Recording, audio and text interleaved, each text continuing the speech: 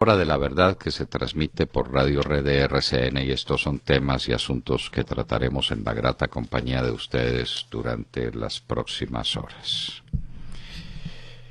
Con profundo dolor registramos la pérdida de un amigo incomparable, de un gran colombiano, de Carlos Delgado Pereira. A su muerte, presidente de la Asociación Nacional de Asociación Nacional de Anunciantes, fue director ejecutivo del Instituto de Ciencia Política, cónsul de Colombia en Francia, director de Inravisión, profesor en la Facultad de Derecho y en la Facultad de Comunicación Social de la Universidad Javeriana, y sobre todo un gran ciudadano, un inolvidable amigo, una persona que pasó por la vida haciendo el bien, haciendo amigos, siempre positivo, siempre franco, siempre amable. Carlos Delgado Pereira, un colombiano como pocos nos ha dejado. Las FARC, tan demócratas y pacifistas, quieren asesinar al presidente Uribe. Esa historia la conocemos. Esas demostraciones de apertura, de voluntad de robustecer la democracia, como diría el señor de la calle Lombana, quedaron a la vista. Ellos robustecen la democracia asesinando al que no está de acuerdo con ellos. Es una forma muy especial de apoyar la democracia. Conocemos el tema porque fuimos víctimas de un atentado mortal de parte de las FARC, porque no estamos de acuerdo con las FARC, no estábamos de acuerdo con el marco jurídico para la paz que les garantizaba la impunidad. Eso en derecho internacional público está prohibido, políticamente era un inmenso error, desde el punto de vista del derecho penal ejemplarizante era una claudicación, y entonces resuelta la discusión con una bomba lapa. Así son las FARC, así son estos caballeros que están tan dispuestos a la paz, a sembrar más democracia, a penetrar la democracia, a buscar la igualdad de los colombianos. Y el presidente Santos sigue hablando con esos asesinos. Ahora salen con el cuento de que al fiscal también lo querían matar, será por desagradecidos, porque no ha hecho cosa distinta que apoyarlos, que tratar de garantizarle la impunidad, que violar el derecho internacional público en su favor. De manera que si algo quieren hacer con el señor fiscal es porque están en el colmo del desagradecimiento. La encuesta de Inbamer, hablaremos con Jorge Londoño, el presidente de Inbamer. Disparado Oscar Iván Zuluaga. Ya gana en los estratos 4, 5 y 6.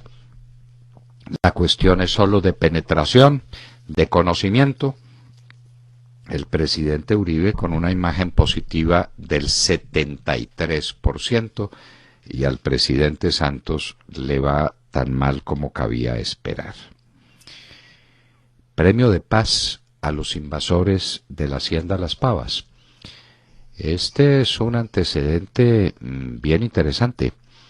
Ya no solamente desde el Ministerio de Agricultura alcahuetean la invasión a una finca con una propiedad legítima, una invasión que dirige el padre de Ru y sus amigos marxistas del Magdalena Medio, sino que ahora les dan el Premio Nacional de la Paz a los invasores. Esto es un antecedente gravísimo. Aquí estamos viendo cómo va a ser la cosa con la propiedad agraria en Colombia y quiénes son los que se van a ganar los premios nacionales de paz. Empedrado el camino con buena piedra hacia el Castro-chavismo comunismo. Colombia se entrega en la comisión en la Corte Interamericana de Derechos Humanos en Brasilia por el caso del Palacio de Justicia. Esto hay que investigarlo a fondo. Aquí el espectáculo lamentable de la delegación de Colombia puesta de pie, rindiéndole homenaje a unos desaparecidos que saben que no están desaparecidos, porque fueron asesinados por el M-19 y fueron asesinados por la mafia de Pablo Escobar. Entonces Colombia a pedir perdón. ¿Qué sacamos en claro? Que el culpable de todo lo que ocurrió en el Palacio de Justicia fue el Estado colombiano, con las fuerzas militares y con la policía, para que las fuerzas militares salgan a pedir perdón en la Plaza de Bolívar.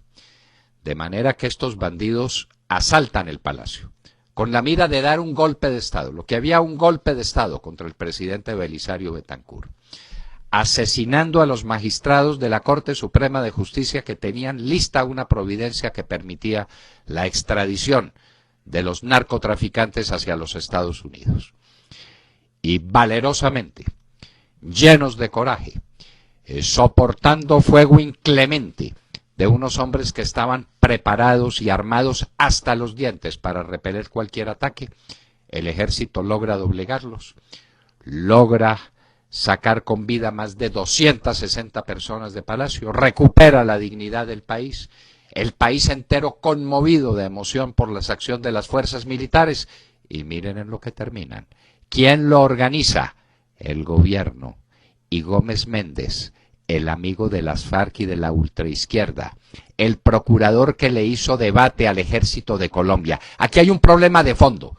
Por supuesto que el mando militar no va a decir nada, pues ¿cómo va a decir si es que no sabemos si existe y no sabemos si está posesionado el mando militar? Ni el comandante de las fuerzas militares ni el comandante del ejército dirán palabra, pero a los colombianos, a quienes sí nos importa el ejército, a esos colombianos no nos pueden poner a comulgar con ruedas de molino. Los culpables del asalto al Palacio de Justicia fueron los del M-19, la extrema izquierda procubana y la mafia del narcotráfico encabezada por Pablo Escobar.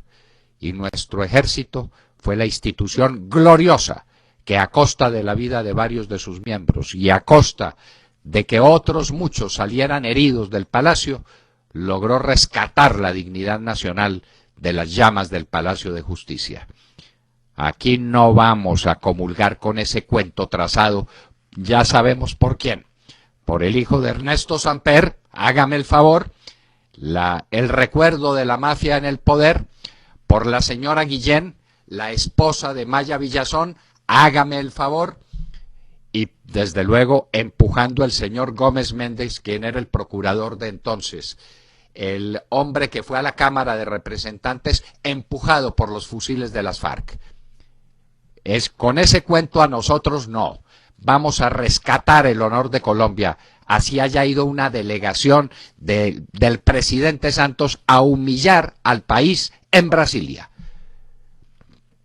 Gloria a los soldados de Colombia, gloria a los policías de Colombia que se batieron como leones para rescatar la nación en esas horas amargas. El crimen de Luis Carlos Galán, comprometida la policía, como en el caso de Álvaro Gómez Hurtado.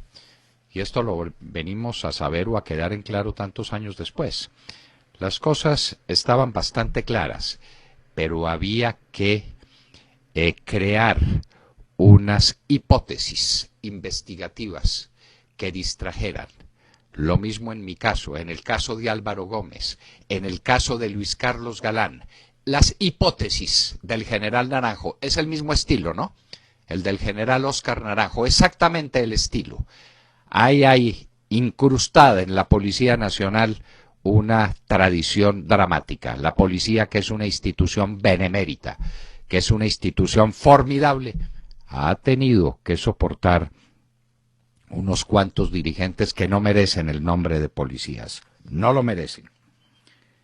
La ETB quiere competir sola en telefonía móvil. Se va de Tigo y dice que en 10 meses ya tendrá su firma de telefonía móvil, de telefonía celular. ¿Y esa aventura? ¿Y esa aventura quién la refrenda? ¿Eso cómo será? Dándoles años de ventaja a Claro, a Movistar, a Tigo, entonces aparecerá la ETV solita por su cuenta metida en el negocio de la telefonía celular. ¡Qué locura! Los conservadores enmermelados quieren aplazar la convención. Le quieren cerrar el camino a la candidatura obvia de José Félix Laforí. Ya pelearon con Marta Lucía Ramírez. Ahora la cosa es con José Félix Laforí, quien sin duda iba a ser proclamado candidato conservador a la presidencia de la República en la convención del 4 de diciembre. Los conservadores enmermelados, los que están entregando la dignidad del partido histórico de Caro y Ospina por unos platos de lentejas, por unos tarros de mermelada, están dispuestos a aplazar la convención conservadora para acallar la voz del partido, que se sabe muy bien dónde está el partido conservador. Aquí hay unos fenómenos políticos nuevos de una inmensa significación.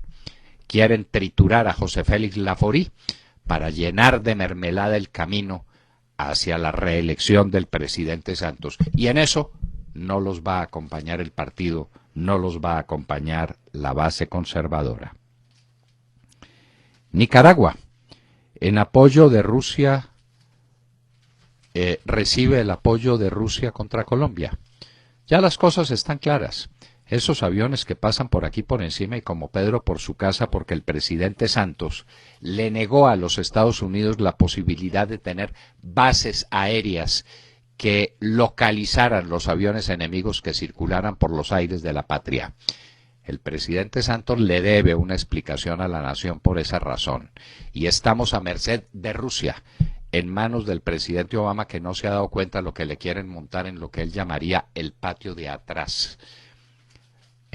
Rusia se está tomando el Caribe a través de Nicaragua, de Venezuela y de las FARC. Las FARC están unidas en ese complot. Y el presidente Santos haciendo la paz con las FARC para traicionar a Colombia y para ponernos de rodillas ante Rusia, Venezuela y Cuba. En eso estamos. Estrepitosa caída de la bolsa de Bogotá. Ecopetrol, un caso de mala interpretación, ¿sería ese? ¿O serían unas declaraciones imprudentes de Javier Gutiérrez Pemberti? En Cuba cierran salas de cine.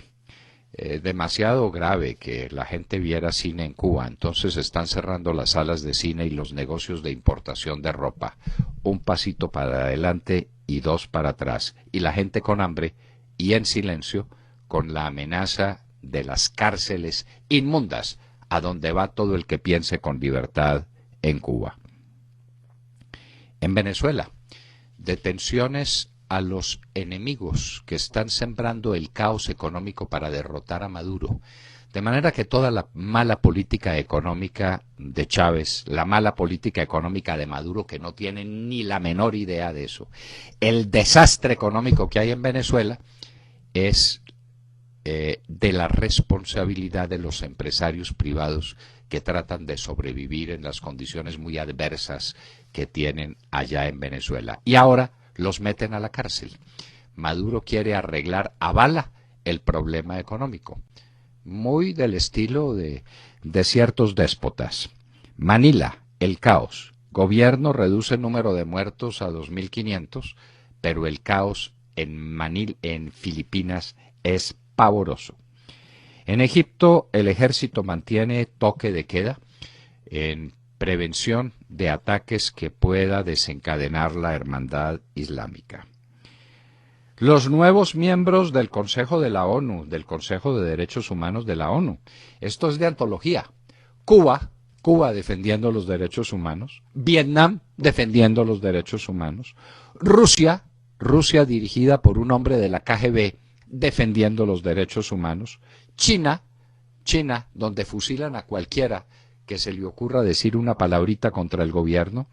Argelia y Arabia Saudita. No queda faltando sino el dictadorzuelo de Corea del Norte en esas listas. El presidente de Israel, Netanyahu, o primer ministro, para los asentamientos, la construcción de asentamientos, porque están distrayendo la opinión pública internacional de lo que él pretende hacer en Irán. Y en Hoy en la Historia recordaremos segundo capítulo dedicado a nuestra gloriosa Fuerza Aérea Colombiana. Cómo logramos con esa fuerza aérea embrionaria, naciente, con muy pocos medios, pero con un corazón gigantesca, ganar la guerra con el Perú. Un Perú que desencadenó la guerra porque tenía un poderío aéreo incontrastable para Colombia. Y fue en el aire donde ganamos la guerra, en gran parte. Contaremos esa historia. De esto y de mucho más hablaremos en las próximas horas con ustedes, en la Hora de la Verdad. Y recuerden que pueden seguirnos en Facebook o en Twitter en @Hora de la Verdad. Y también pueden sintonizarnos a través de Wunder Radio y TuneIn en sus dispositivos móviles y sintonizarnos también en nuestras frecuencias 970 AM en Bogotá, 710 AM en Medellín y 1200 AM en Cali. Y gracias a Grijalba Construcciones Metálicas les ofrecemos, como siempre, nuestra página de Internet. Desde nuestra página nos pueden escuchar en vivo y en directo o en diferido y hacernos llegar todas sus opiniones a través del chat. Le recordamos la dirección www.lahoradelaverdad.com.co. Son las 6 de la mañana, 17 minutos. Comenzamos ya. Bienvenidos. Muy buenos días a todos. Bueno, la información que el gobierno dio a conocer ayer sobre el atentado que las FARC planeaban contra el expresidente Álvaro Uribe y contra el fiscal general de la Nación, Eduardo Montealegre, tiene a la clase política y a los líderes de opinión enzarzados en un complicado debate que pone en duda hasta la veracidad de estas amenazas.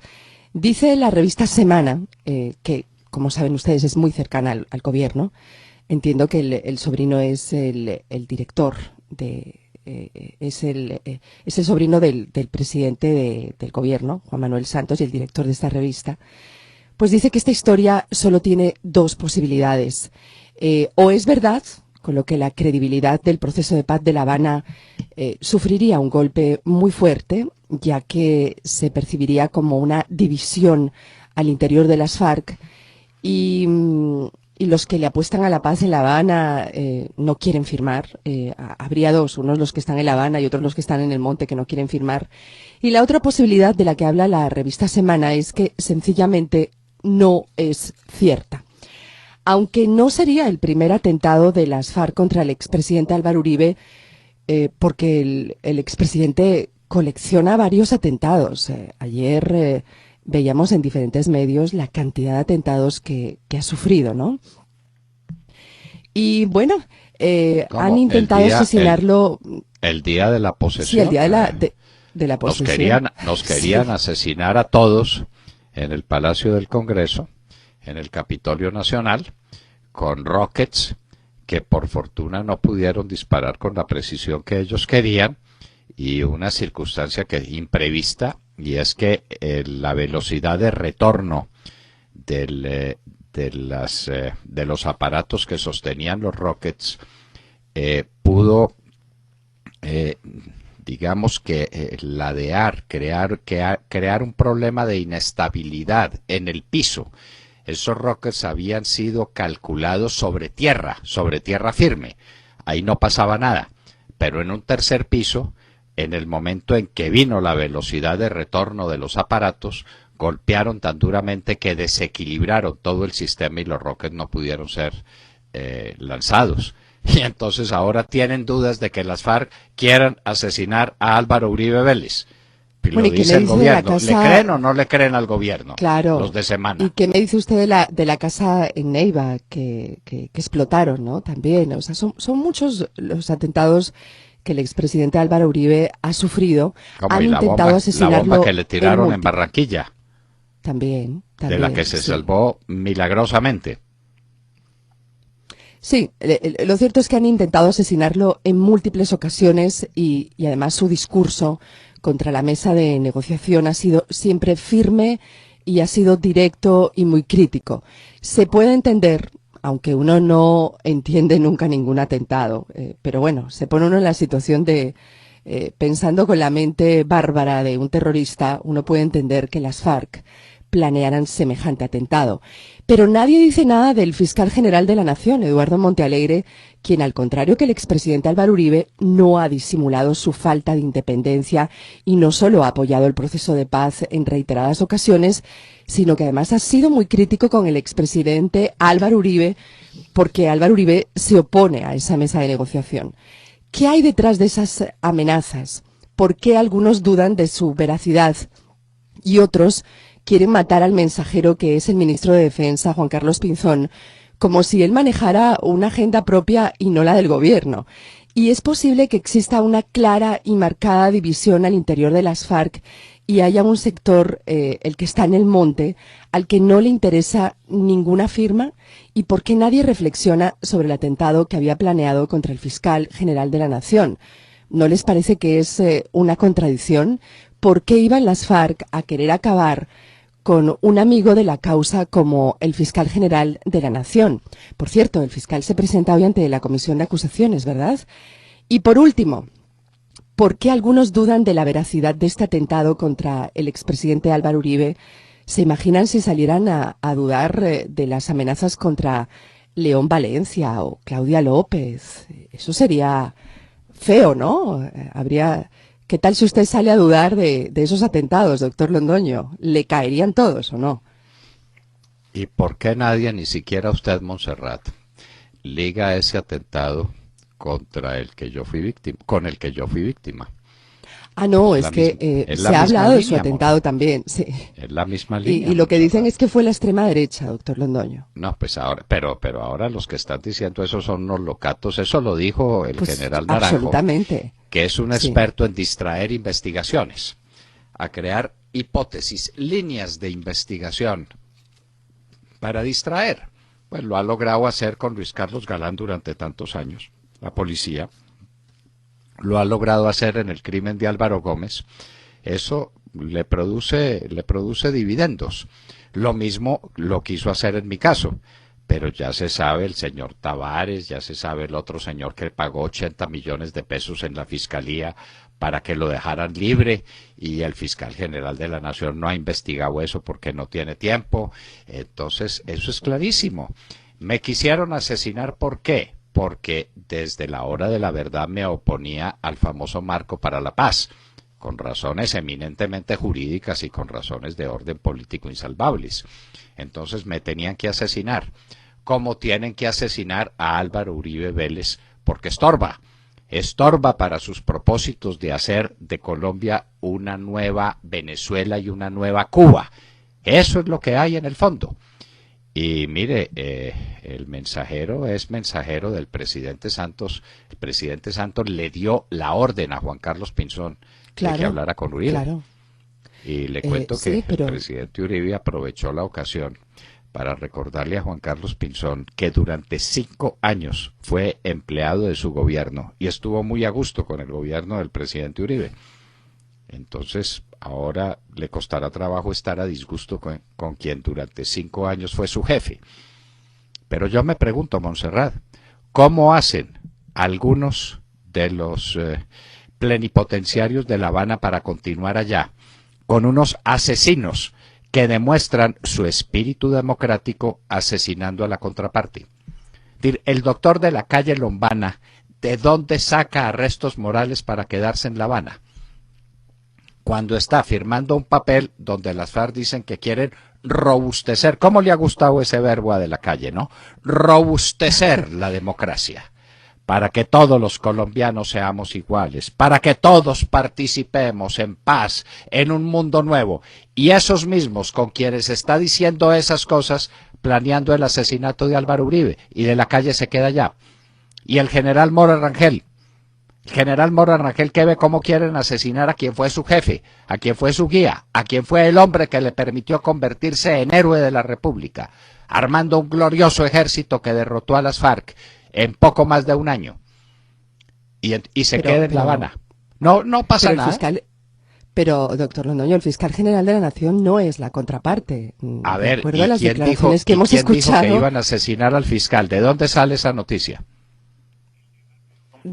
Sí, la misma noticia. No, la misma noticia no, Montserrat. La noticia fue sobre Álvaro Uribe Vélez. No. La del fiscal sale después. ¿De dónde sale? Hoy en la comisión de absoluciones estará Sandra Morelli haciendo graves denuncias que obviamente necesitan tapar. Eso es todo. A ver, usted dice, William, que es un paraguas. Claro. A ver, pero Montserrat, ¿de dónde sale la noticia de que al fiscal lo querían matar las FARC? Pues yo entiendo que lo dijo el ministro Pinzón, Pues, y el anuncio fue de ambos, del No, presidente Pinzón y no del dijo, fiscal. Pinzón al comienzo no dijo nada de fiscal. Eso apareció Nada. fue por la tarde o en las horas de la noche. Pero atribuido a quién? ¿Quién lo dijo? ¿Quién lo dijo? ¿De dónde salió eso? ¿No saldría del despacho de prensa de la Fiscalía? Eso no lo dijo Juan Carlos Pinzón. Juan Carlos Pinzón dio declaraciones, y las tengo, y las he mirado y las he Claro. repetido, refiriéndose al atentado contra Álvaro Uribe Vélez. Ni una palabra sobre el fiscal. ¿De dónde salió la noticia del fiscal? ¿Quién se la inventó? Bueno, Ave María. en todo caso, así quieren las FARC una democracia. Es de esa manera como quieren que todos los colombianos participamos en un mundo nuevo, donde todos seamos hermanos y donde se oiga la voz de las mayorías y de los más pobres, en un ambiente absoluto de paz, asesinando a... Le aclaro, doctor Londoño, el tema de la amenaza contra el fiscal general de la Nación.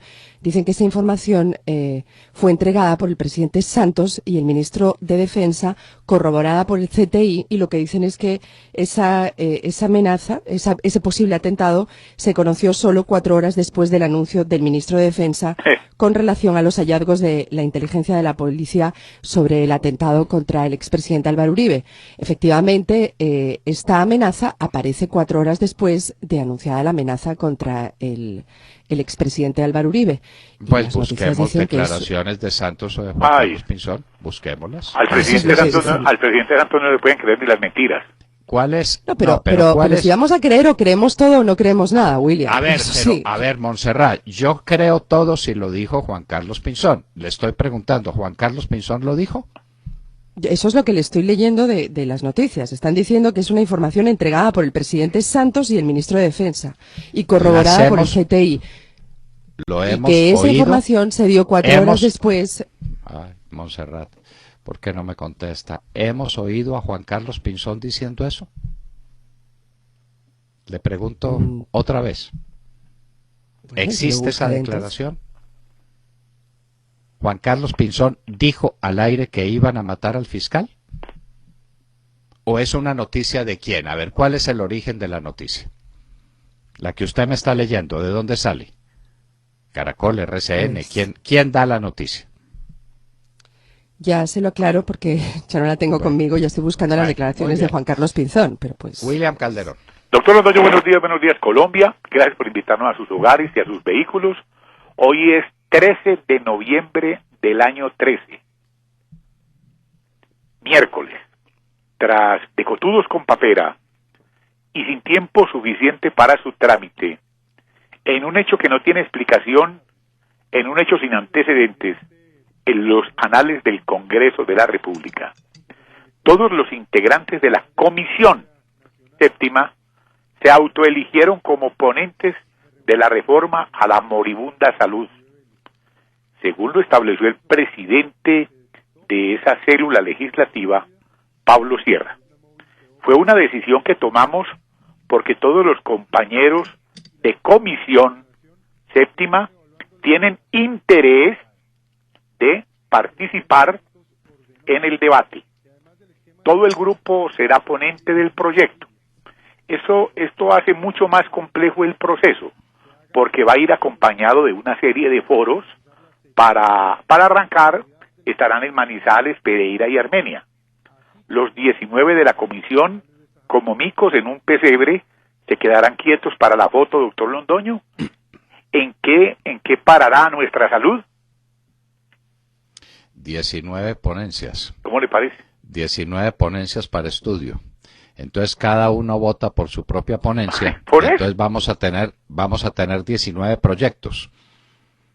Porque pues las 19 ponencias algo tienen que agregar, algo tienen que quitar, tienen que manifestarse sobre el proyecto. Una torre de 19 Babel. Es una torre de Babel. La torre de Babel. Claro. Esa es la manera más fácil de enterrar un proyecto. Es sembrando el caos alrededor del proyecto. Entonces no le dicen al gobierno que no, pero pues con los dedos de los pies le hacen la señal que sabemos. Le hacen pistola. Bueno, Jessica López. Buenos días, un cordial saludo para todos nuestros oyentes. Feliz día para ellos, 6:34 en la mañana.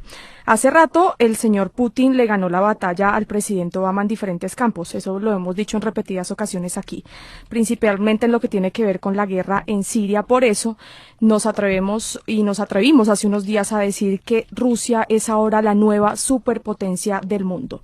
Para los apasionados por los temas de índole internacional no es un secreto, una nueva noticia, la injerencia y amistad sólida entre Rusia y algunos países latinoamericanos, como el caso de Venezuela, Bolivia, Perú, Ecuador y Nicaragua, el país que hoy ocupa nuestra atención.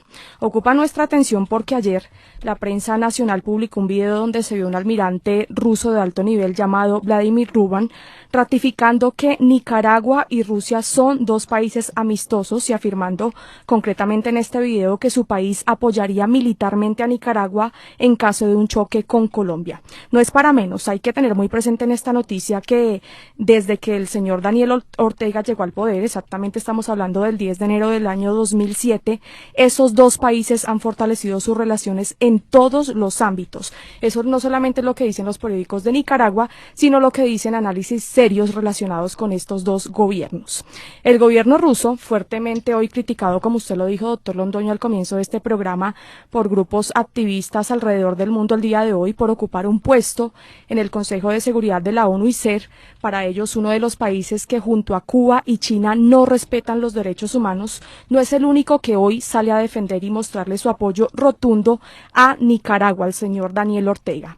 Las FARC, el grupo narcoterrorista que cumplirá exactamente en 5 días un año de conversaciones en La Habana con el gobierno nacional, también lo hace. Felicita a Nicaragua por el triunfo en La Haya frente a Colombia. En una carta enviada directamente a la señora Rosario Murillo, la primera dama de Nicaragua, las FARC felicitan a ese país por los logros alcanzados a favor de la independencia de Nicaragua. Le brindan al llamado comandante Ortega un cálido y fraterno saludo colmado de entusiasmo y optimismo y lo saludan por lo que ellos llaman en la carta el sentimiento revolucionario internacionalista. Queda claro el apoyo de Rusia, que no es un secreto, y el apoyo de las FARC al gobierno nicaragüense el día de hoy. Claro, FARC, Venezuela, Cuba, Nicaragua, Rusia.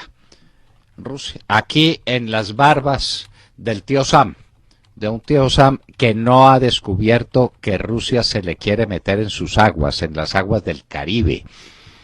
Y obviamente la oposición pudiera venir de Colombia, pero Colombia agacha la cabeza y en lugar de protestar y en lugar de denunciarle al mundo este complot en contra de sus intereses, se calla la boca. Ahí sí tenemos una razón para dudar, para poner en duda jurídicamente el fallo de la Corte Internacional de Justicia. Esto era un complot de Rusia y de China para quedarse con las aguas del Caribe. Y la Corte Internacional de Justicia le hizo el juego. Y Colombia tiene todo el derecho a protestar y todo el derecho a sublevarse contra esa sentencia infame, porque el tiempo y los hechos han demostrado cuál es la verdad. Es el interés estratégico de Rusia y de China en las aguas del Caribe, aliándose con Nicaragua en contra de Colombia. Y las FARC, que son las amigas de Nicaragua, están entonces haciendo la paz para quedarse con Colombia y para acabar de consolidar el poder de Rusia en América. Aquí se trata de que está en tela de juego la doctrina Monroe. América para los americanos, no, América para los rusos. Y el presidente Obama no se da cuenta, entre otras porque su amigo, el presidente Santos, traiciona a Colombia. Esto es un acto de traición a la patria. Colombia debiera presentarse ante la ONU con una reclamación formal en contra de Rusia por estas declaraciones, porque es una amenaza contra la integridad de Colombia y porque lo que hay aquí es un complot en contra de Colombia, con las FARC a la cabeza, con las FARC, con las mismas con las que el presidente Santos quiere hacer la paz para hacerse reelegir presidente de la República. Nunca Colombia fue tan traicionada como ahora, nunca, nunca un presidente de la República estuvo sirviendo intereses más oscuros contra la soberanía de la patria y contra su integridad. Los colombianos tenemos que abrir los ojos y tenemos que entender qué es lo que nos está pasando. Sergio Gel. Doctor Londoño, muy buenos días. Pues precisamente hoy amanecemos pendientes de lo que ocurre en Venezuela, un país que también va por un camino muy difícil. Recordemos, en Venezuela el pasado viernes el presidente de ese país ordenó a los soldados venezolanos ocupar una cadena de tiendas de electrodomésticos y que su oferta fuera vendida a lo que él considera son precios justos.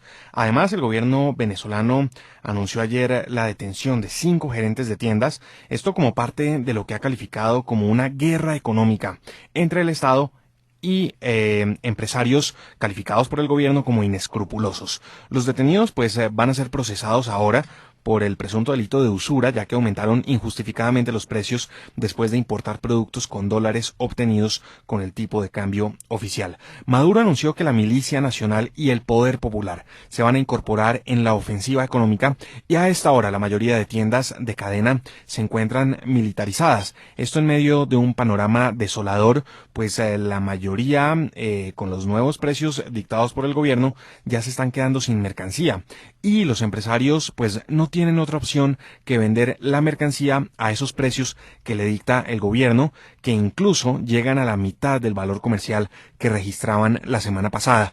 Ni siquiera pueden sacar la mercancía. No la pueden sacar de las tiendas y no venderla, no la pueden llevar a bodegas, pues el mismo presidente y la fiscal de la Nación de Venezuela anunciaron que van a ir tras quienes muevan la mercancía para no venderla a los precios justos, como les han llamado, que son los precios en realidad decididos por el gobierno venezolano. Esto como parte de la lucha que ha decidido librar el gobierno venezolano contra la inflación, el acaparamiento y la especulación en la venta de artículos de consumo masivo, en los que se incluyen pues alimentos, electrodomésticos y vehículos, entre otros.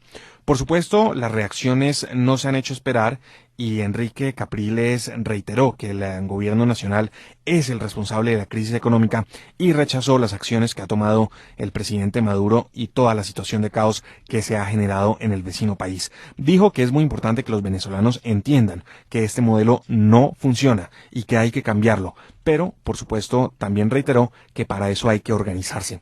Y precisamente ayer, y aunque ustedes no lo crean, en medio de este caos económico por el que atraviesa Venezuela, el presidente Maduro hizo un llamado para que se invierta en su país. Óiganlo ustedes porque es de no creer en medio de esta situación. Los invito a que invirtamos en Venezuela. Si usted tiene capital ahorrado en el exterior, tráigaselo para Venezuela, que le garantizo su inversión en la faja petrolífera del Orinoco y en todas las áreas del desarrollo vinculado a la energía en Venezuela. Es de no creer el presidente de Venezuela haciendo un llamado a invertir en su país en momentos en los que vemos un caos absoluto en la economía venezolana. Después esa es la situación de Venezuela, doctor Londoño. Eso de atacar a los comerciantes como causantes de las carestías es viejo.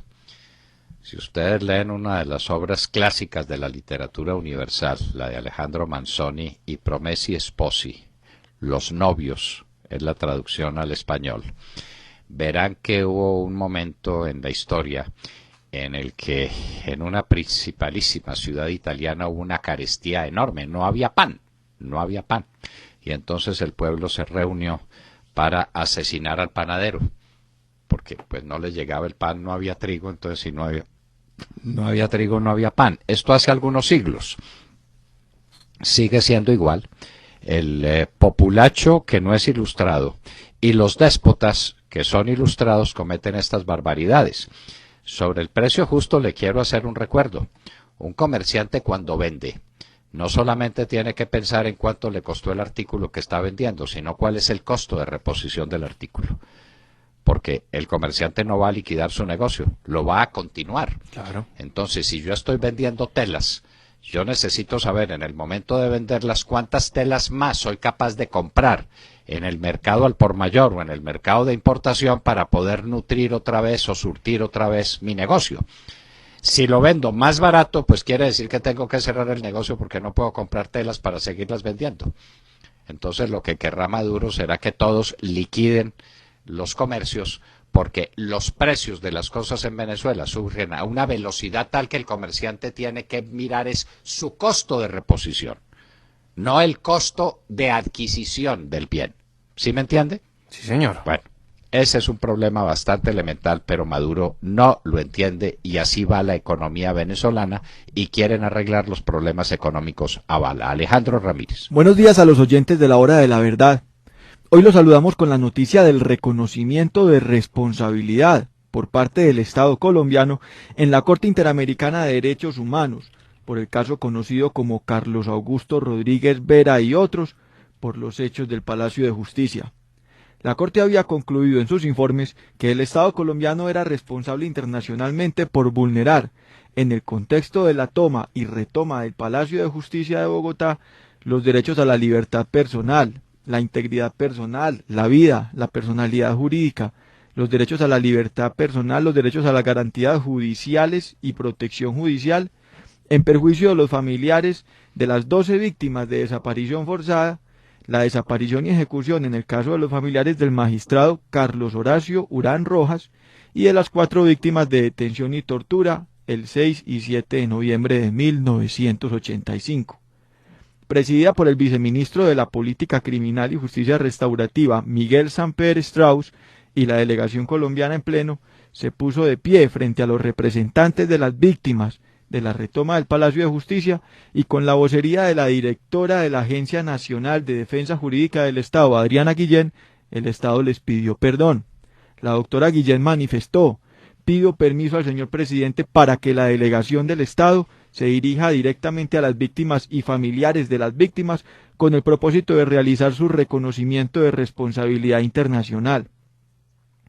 Como lo indicó el señor presidente de la República, doctor Juan Manuel Santos Calderón, en alguna de sus intervenciones en homenaje a las víctimas, las heridas no han cicatrizado, el dolor por los caídos, la incertidumbre por los desaparecidos siguen vigentes en los corazones de sus familiares.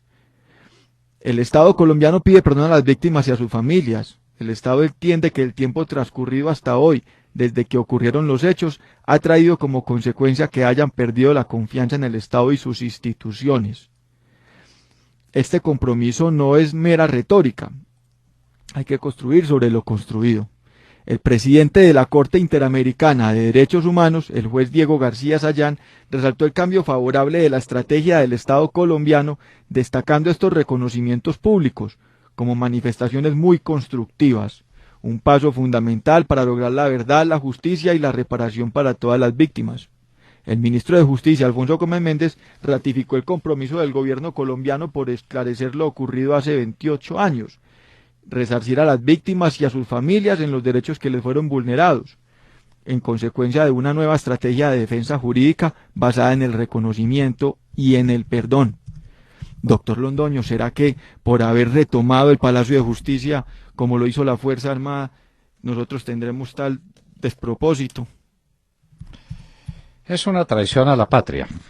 Ese cambio se dio cuando destituyeron de la defensa de Colombia a un internacionalista de la talla de Rafael Nieto Loaiza para poner un abogado penalista que cumpliera órdenes, y la orden es traicionar el país, para declarar como desaparecidos unas personas que no han desaparecido, para declarar como muerto por las fuerzas militares a Carlos Horacio Urán, que empiezo por decirle no era magistrado. Miente quien diga que era magistrado, no lo era. Era un auxiliar del despacho que murió prácticamente en los brazos de 2 ilustres magistrados sobrevivientes que han declarado, entre otras, en la Hora de la Verdad y que han contado la historia. Carlos Horacio no se paró y lo mataron al pie de ellos. Uno de ellos se quedó con el bolsillo del saco de Carlos Horacio Urán en la mano.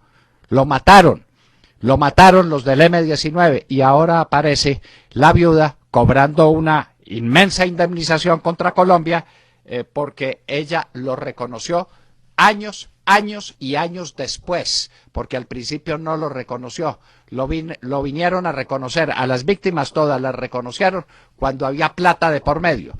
Inclusive a una señora la reconocieron cuando salía en hombros de un soldado y ya apareció la señora que sí era, diciendo que esa era ella y no la otra persona. Pero todo esto es una farsa en contra de Colombia, una farsa urdida por el proceso 8000. Ahí está, no falta, y no Vivian Morales. Ahí está el presidente Zapero a través de su hijo. Ahí está Gómez Méndez, procurador general de la Nación, quien entonces se vino contra el general Arias Cabrales, el hombre amigo de las FARC. Es que todos son unos.